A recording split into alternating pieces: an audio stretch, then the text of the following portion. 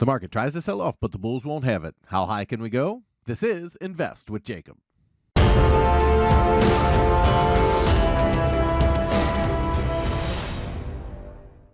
Okay, guys, so the market tried to spike higher and rejected 4,200 before selling off a little bit, and the bulls found support and fought back. Now the question is, can the bulls continue to push higher? I'll get into that in just one second, but first, if you're new here, welcome to the show, guys. My name is Jacob Gabbard, and this is Invest with Jacob, where we use Elliott Wave Theory to break down the SP 500 and the NASDAQ. I highly encourage you to hit that subscribe button down below so that you can get our daily S&P updates, our trade setups, and our buy alerts. All right, guys, with the little bit of a sell-off, they were unable to break any major supports, and then the bulls fought back, so it does look like we could be looking higher. So let's jump into the chart and take a look. Okay, guys, so here we are on the 1-hour futures chart for the S&P 500, and we've been talking a little bit about a few potential patterns here, one of them being a triangle, one of them being a wave 1.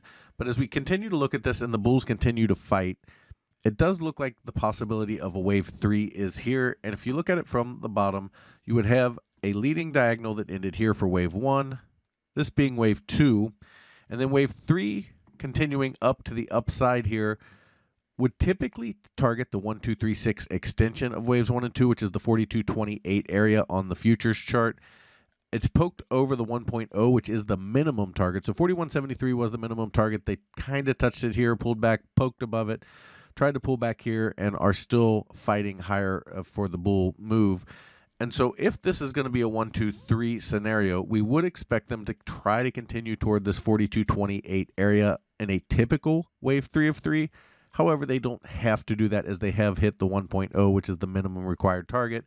And then we would look for, at this point, a pullback toward the 618 area. So from this high here, if this is going to be a wave 3 higher and it's completed, we would have this A and B up, and they need to hold about the 4176.50 area, and then we'd look for a C wave down to just above the 4084 area. Below 4084 and the impulsive move up is invalidated, and we do have a new count on our hands, which is most likely the triangle count. But as we look at it right now, we do have to give the bulls credit for holding and pushing here and continuing to push to the high side.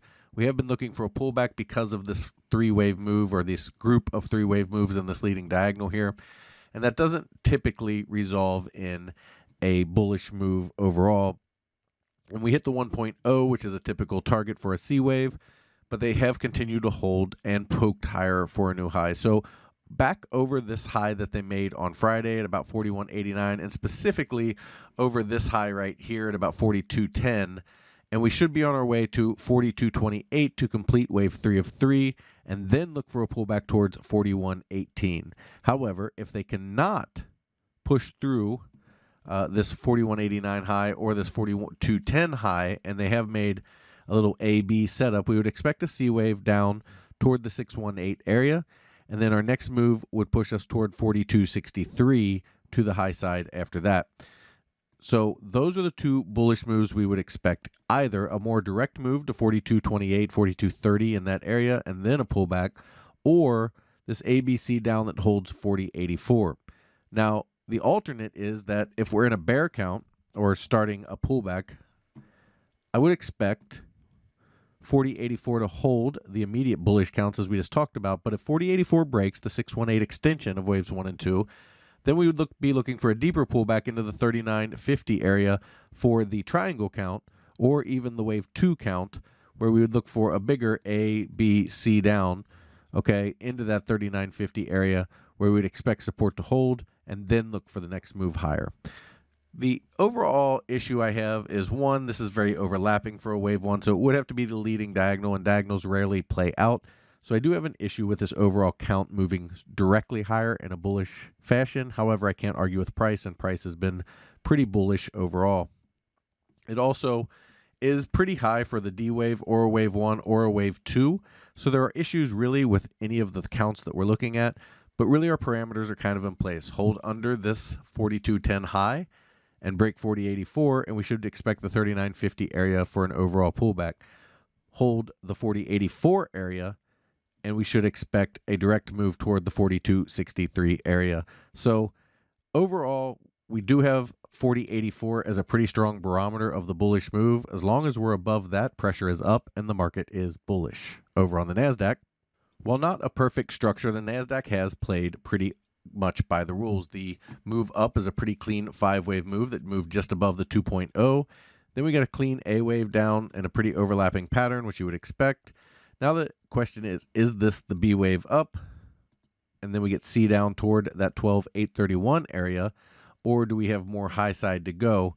And really it's going to rely on if they can hold this 12,250 area. They kind of came up and tested it, pulled back off of it, which is the 764 retrace, and then bounced again like the ES and are retesting that area. So above this 12,248 area or above this B wave high, and it is more likely we do move directly higher toward that 13,500 area we've been talking about. And then through that 13,600 area, we're already in wave 3 and heading toward 14,000 pretty directly. So NASDAQ has a much cleaner overall potential. It basically needs to hold under 13,248, and we would expect 12,831 as our first target.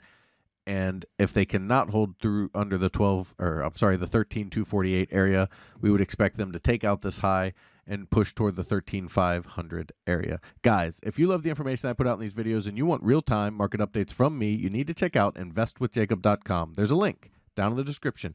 Go ahead and click that link. It will take you right over to the website. Once you're there, check out our membership plans area. We have 2 incredible plans, and they both come with a 7-day free trial because I want you to get in there, make sure you love it, and become part of our trading team before you ever spend a penny. You can cancel at any time. We just started our training program, and our Elliott Wave for Beginners course is our first course, and it does come with both memberships. In our first room, the Invest with Jacob room, you get all of my real-time market updates, all of my buy and sell alerts, all of your Elliott Wave questions answered, a midday video where we go over exactly where we are in the counts and what to expect, as well as the training material you just saw. We trade the SPY and the QQQ, and we swing trade, which means our trades can last anywhere from a few days to a few weeks, so we don't trade quite as often as a day trading room does. However, if you are interested in day trading as well as individual stocks, you need to check out PT's Throne Room. In there, you get everything you get in the Invest with Jacob room, as well as individual stocks, day trading, and PT's reduced risk binary method that absolutely crushes the market. He gets you in at a cheap price and gets you big multiples on your money, and it's how he structures the trade that's so unique. It's something you kind of have to see to understand, and that's another reason we give you that 7-day free trial. He also started a challenge account where he put $4,000 into an account, trading mini ES futures, averaging 3 to 4% gains per week, showing you how to build a small account into a large retirement or savings account. Guys, we would love to have you in these rooms so we can all make money together. All right, key takeaways for today. It's a little muddy on the ES still. We're still kind of waiting for a little bit more information. Bullish price has taken over, and as long as we stay above 40.84, pressure remains up. Below that, we would look for the 39.50 area. Over on the NASDAQ, they are playing by the rules a little better, but not quite as clean as you'd like to see to the downside. Overall, we're looking for them to hold the 12,248 area, 250 area. Below that, pressure remains down. We'd like to see 12,831 first. Above that, and we should see a new high toward the 13,500 area. Guys, that is the market update for today. I will talk to you tomorrow.